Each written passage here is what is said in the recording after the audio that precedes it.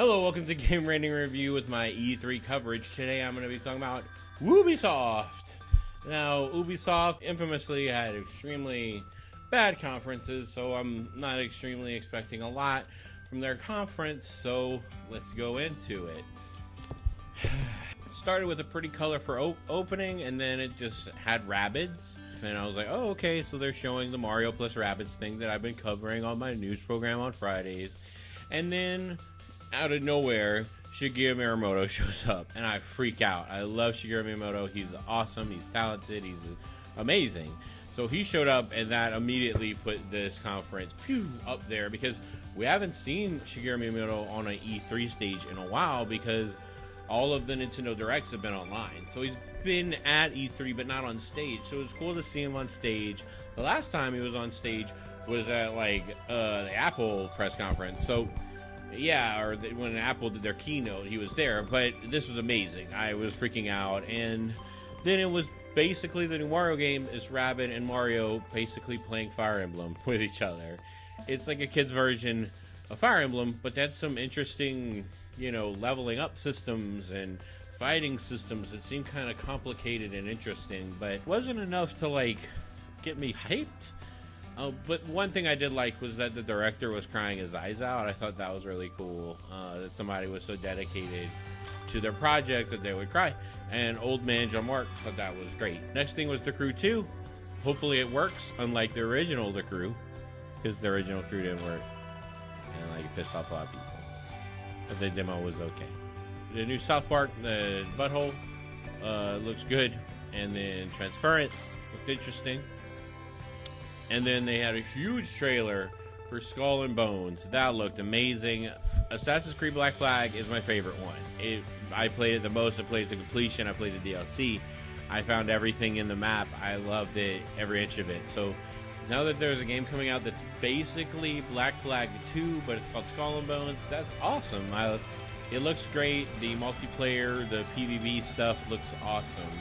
So I'm excited to see what happens with this game. Just Dance again. There was a dancing panda. South Park has a phone game, Phone Destroyer. I will get this game. I will play this game. It looks very fun. Starlink. Battle for Atlas. Toys for Life game. No one's gonna play it. Moving on. They had a thing for Steep that came out last year. Whoopity-doo. Far Cry 5 has co-op. That's amazing. I've always wanted co-op in Far Cry. I think it's going to be awesome, and hopefully my friends will want to play with me in the video game. Play with me in the video game. Because it looks fun, and it looks amazing, and the graphics are good. Far Cry 5. It looks good. And then they showed this big long trailer. You weren't sure what it was about. It wasn't hitting me in any way until they revealed what it was. Beyond Good and Evil 2. I played about 5 to 6 hours of the original Beyond Good and Evil whenever they re-released it on the Xbox 360, and I enjoyed it. It was basically Jak and Dexter, but you have a camera and you're taking pictures of stuff. So this looks very ambitious, very good. Ever since I think No Man's Sky came out, all these games are trying to be No Man's Sky, but with limitations and with gameplay that makes sense and makes it fun. So hopefully this game does that, because it's an interplanetary game where you're going around the universe. So that would be great. A fun, silly Mass Effect? Absolutely yes. It looks awesome, and I hope it's that good. Yet again, another short-ish press conference. That's great. I'm still looking forward to the PlayStation, because so far E3's kind of felt lackluster to me.